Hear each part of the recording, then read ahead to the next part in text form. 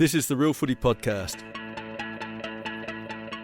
Hello and welcome to day 7 of the trade period, also the penultimate day of this year's exchange period. Has today been moving day, Pete? Well, I should introduce you first. Joining me today is Pete Ryan. I'm Andrew Wu. Has today been moving day, Peter? Great introduction, Wu. That was fantastic. I hope you're not trying to negotiate trades because you already put me off.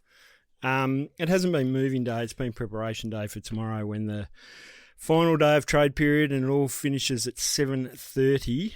There's been a few minor moves. Hawthorn, obvious. Well, we'll get to that later because the only trade that's happened so far today, we're recording at about 4:45, there's been an exchange of picks. Wow. So get your pen ready.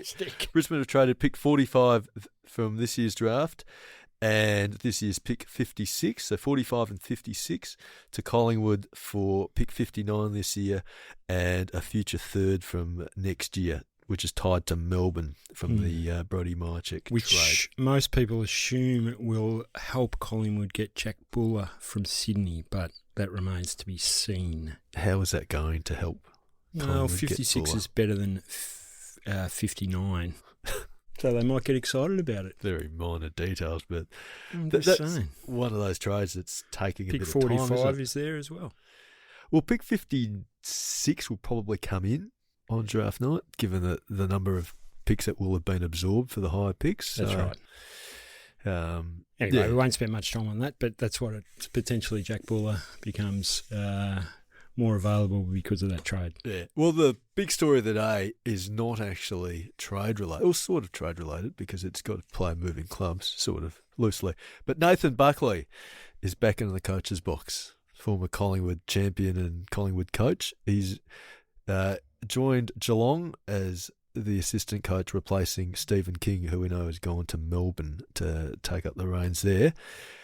Nathan Buckley, is this going to be quite grating for Collingwood supporters to see their club great former coach in a Geelong Footy Club polo? No, not at all. Buckley went with full honours when he left Collingwood. I mean, he was there for 9 years as coach, and obviously he's stepped away for a couple of years. He's still a popular figure among most Collingwood supporters, even if they had quibbles about some of his coaching years. It's a good move for Buckley and it's a good move for Geelong. They've actually gone to him and said, well, if you're going to be wanting to be a senior coach again, which clearly you do, then rather than spend next season driving around Tasmania and going to, footy clubs and chatting, why don't you come and work and get your eye back in, and we'll benefit from having you in the coach's box. And if the Tasmanian coaching job's still available at the end of 2026, then you'll be a much better place than you are now. It's got to remember that Buckley's only ever coached in a senior capacity and as an assistant at Collingwood. So to go into a new environment before he takes on another senior coaching job is a wise move and will probably benefit Tasmania if that's the direction they head as well. Exactly, because it's been, about 4 years since he's been in an AFL club coach's box. And though he's done really good work in the media, it's a lot different analysing and reacting to moves on the field compared to being proactive. And dealing with players. Exactly. I mean, it's a different sense, but Geelong did it with Daisy Pearce. Got her into the coaching room, and she did a little bit of media that year as well, and now she's going pretty well at West Coast as a senior coach.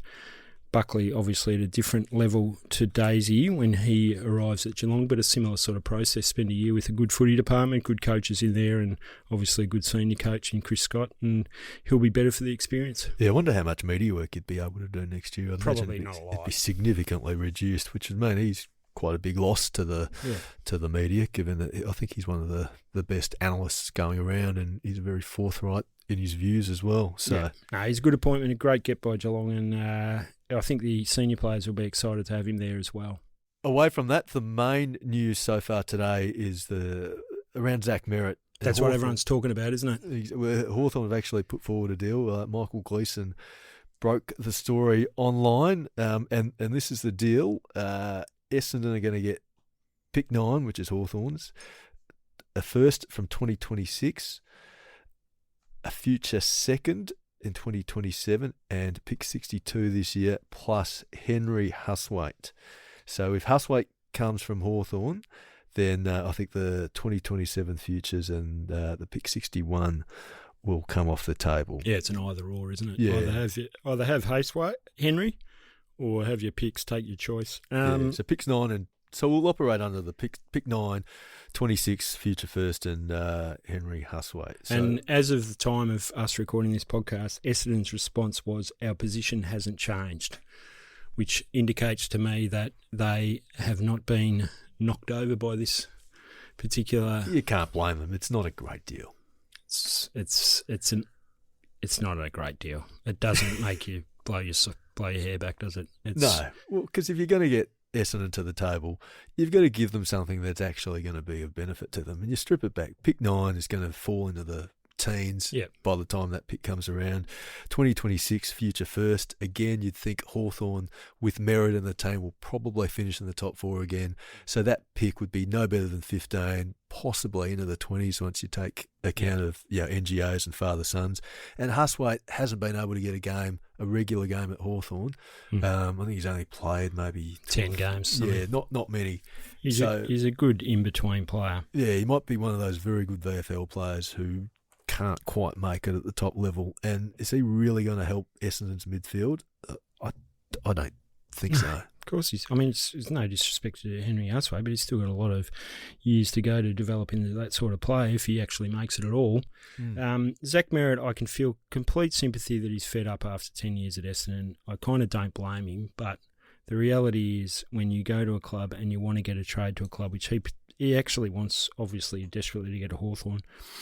Hawthorn haven't come up with a deal that respects the fact that they have to lose something beyond a pick. They have to lose a player. Exactly. They have to give up something. They want to go from has to take skin off their nose. They want to go from a prelim finalist to the premiers. So they've got to give up something from their best 22. Got to take a risk. Exactly. They haven't risked anything.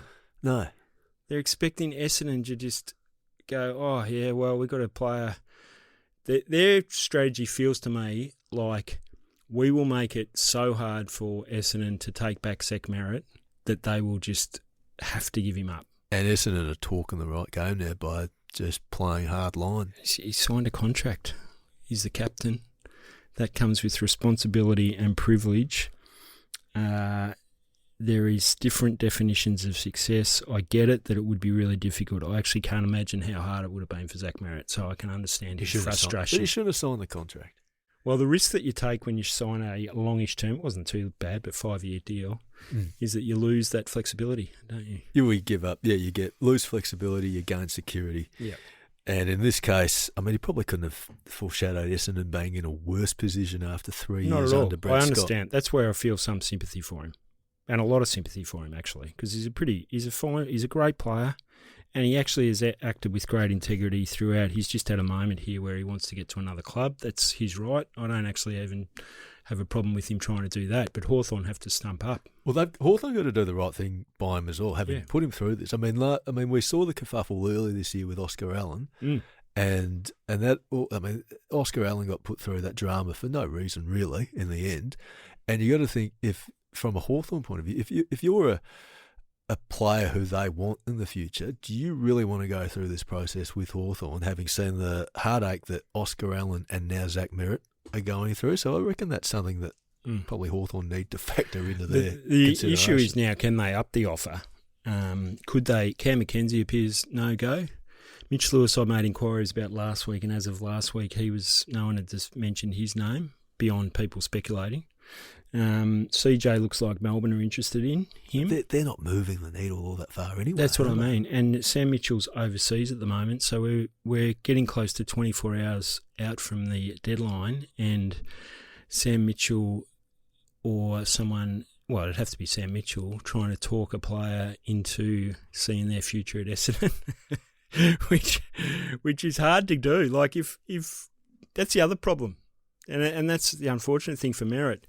When you leave a club that has not had success, it's difficult. It's not very attractive for any player to want to go to Essendon. No, well, maybe they need a third club. But where Essendon, I mean, it's hard from Essendon's position because they've stated they're not going to trade for Zach Merrett under any circumstances.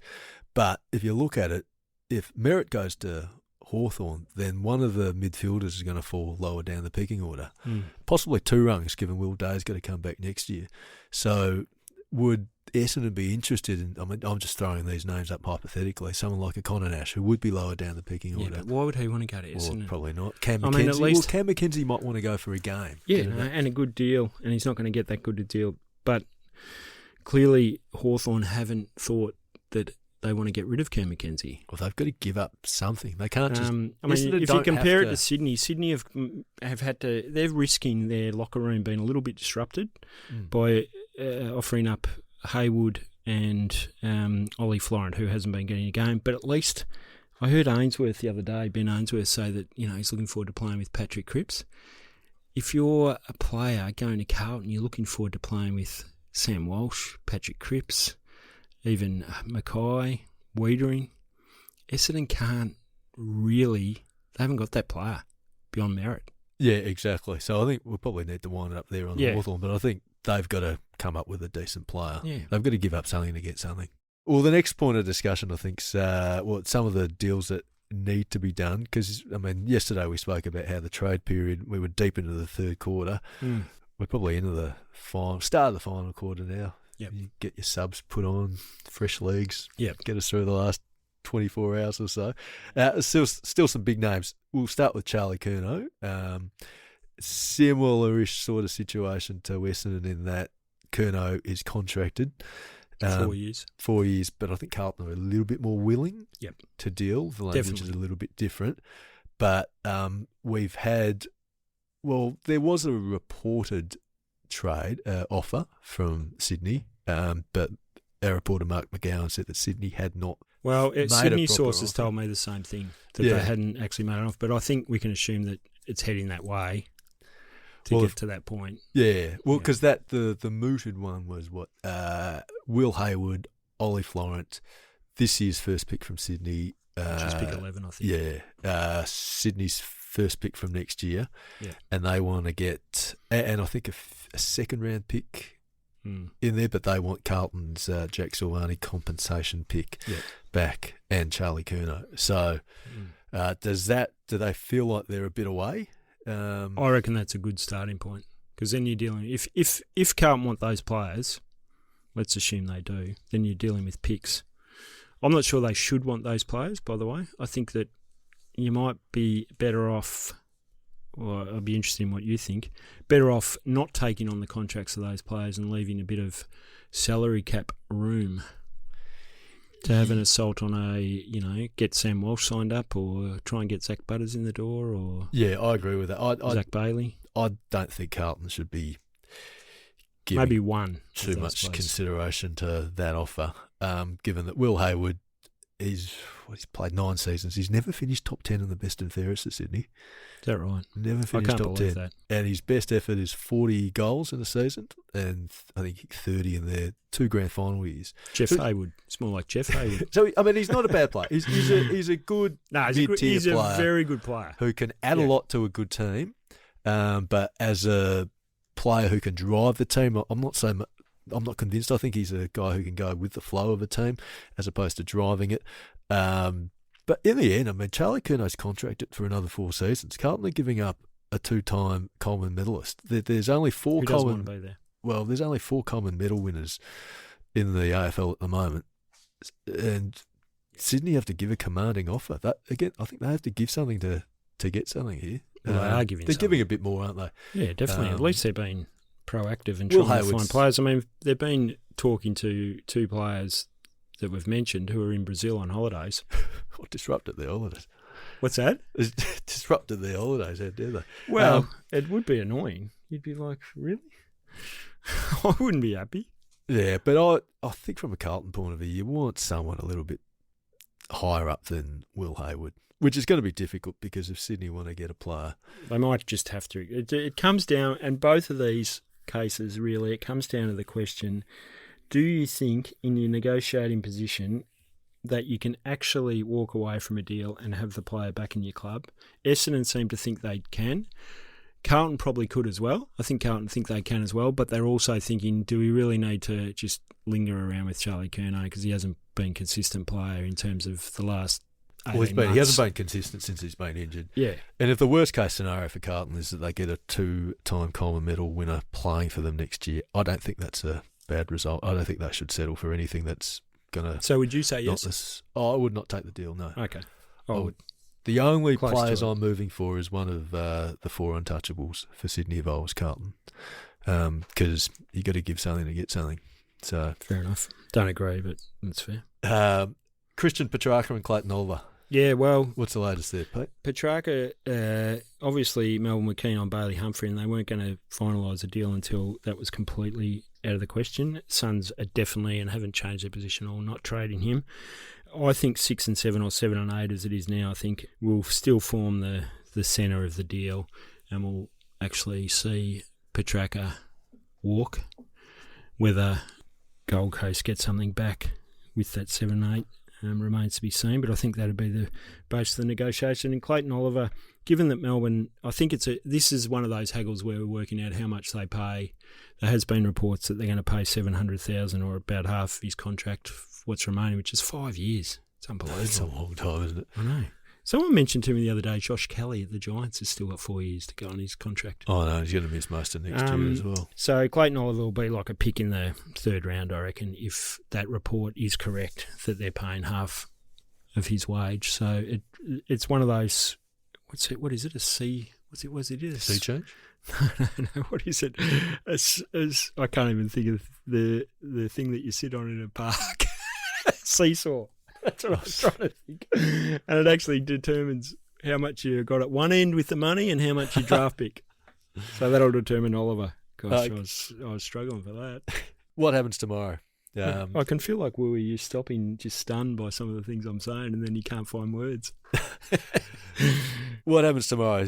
We've got no trades can be done till 2 p.m. Not lodged. Well, not lodged anyway. They're probably talking away in the morning. I reckon the ones to watch, De Goey, I don't think he'll get done. I reckon Rowan Marshall's still very much alive, even though St Kilda, and even speaking to people there today, are adamant that it's they're going to be hard to budge in that regard. Yeah, there's a few little, minor kind of trades. I think Jack Steele will stay at St Kilda. Be interesting to see what Elijah Hollands, what happens there with the Carlton player. He's kind of very happy to stay if Carlton still got a year to go. And I don't think it helps that Carlton suggesting that they probably won't take up his contract. But I hope he does get a chance, because he certainly is trying to get back on track and get his footy career going again. Who else is in the mix? Well, do you think Merrett stays? Yes. Curnow? No. Okay. Missed anything else? Callum Archie. I thought you sneezed. Yeah, I think that'll get done. That is one of the great face-offs that'll go right to the end. Oh, I know, they're quibbling over. Well, then I think Jai Simpkin will stay. Lecalier will go back to stay at the Giants. And Petracca. I've been saying Petracca, and someone it's pulled Petracca. me out. It's Petracca, and I apologise that I had been using the other phrase. It's Petracca. That he'll be a Gold Coast player as well. Okay, get to our readers' questions quickly. We got Ed from Macedon Rangers, who is, well, it's a long question, but basically he's an Essendon fan, saying that he's gone through the 7 stages of grief with Merrett. What did Merrett and his camp expect to happen in the trade period with the approach they took? That he's given the length of time to go on his deal and the fact that he's captain and their best player. Surely they would have game planned extensively how this will work and what they should offer. Or did they simply agree in that meeting that he wanted to go and they would work that out later? I think they went with he wanted to go and they'd work that out later. Although, later has arrived. To be fair, I think it's been difficult. Sometimes a player has his heart set on going, and they can be so hell-bent on it that they just expect it will happen without necessarily hearing the fact that their club is telling their manager that it will not happen. And to be fair to Merrett... Experienced manager, though. Yeah, but he's been working hard for his client. And Hawthorn haven't really come to the party with a knockout deal, have they? No, as we've discussed. They need so to. I think Merrett just had his mindset, and to be fair, a lot of times clubs do crumble. but in this case, Essendon, because of a whole range of issues that are not just football related, haven't. Yeah, and I reckon the unrest at board level probably hasn't helped with Andrew Welsh coming in. That's right. And wanting to make a strong stand first up. And being able to be a change that actually makes the club a bit more attractive and less rocky. Look, you can look at Ryan O'Keefe winning a Norm Smith medal after wanting to be traded and not being able to get to Hawthorn. Well, yeah, I mean, these clubs that with the contracted stars hold the power because they don't have to let them go. Tom has a question. Hi, team. Can you please explain how compensation picks work, particularly during the paid trade period? Richmond have picks 2 and 3, but I understand they could be bumped if teams like West Coast give away players. Would Richmond get any compensation for their loss? Well, no. Well, Richmond had picks 2 and 3, but after Oscar Allen went to Brisbane as a free agent and got compensation, which became the pick after their first pick in the first round, which they had pick 1 because they finished on the bottom, so they got pick 2 as compensation for Allen, and then Richmond and every other club got bumped back. They slide down a spot. So they're picks 3 and 4, and to get to the nub of the question from Tom, that's why people hate compensation and other clubs, because Richmond are disadvantaged because now instead of getting the second best player in the pool, they get access to the third best player in the pool.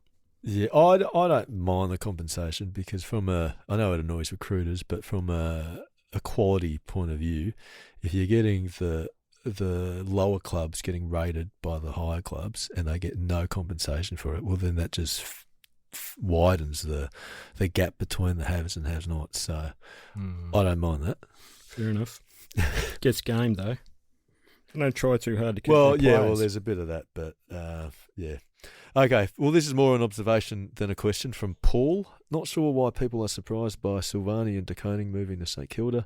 The Saints have a history of being the destination for Carlton players in their twilight years. Think of Wal Jones, Ian Aitken, Alex Marcoux, Peter McConville, Ken Sheldon, Spiro Korkamilis and Alex Jezelenko. That's all true.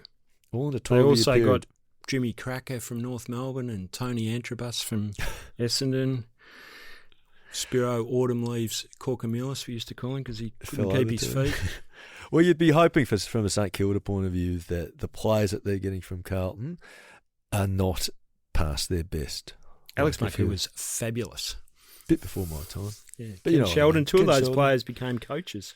Alex Jezelenko went as the coach after George Harris, that big blowout at the end of 79, and Ken Sheldon became coach and did the whole who was the player, Craig Davenport, that he... Oh, yes. Yeah. Yes, pulled him over on Queen's birthday. In the game they won by a That point. was Famous fantastic. game. Yeah. Kicked the winning goal. Dean Gregg got the 3 Brownlow votes. How's that? My brain is cluttered with rubbish. Well, on that note... That is great from Paul. I love it. That's all we got time for today. We've got a full suite of podcasters in the chair after deadline night. Michael Gleeson, Jake Nile and Pete Ryan, who's hopefully in a bit better mindset by that time. If you got any questions or suggestions for our podcast during trade week or for tomorrow, you can email us realfootypod@theage.com.au. Don't forget to subscribe, rate and review wherever you get your podcasts. We'll speak soon.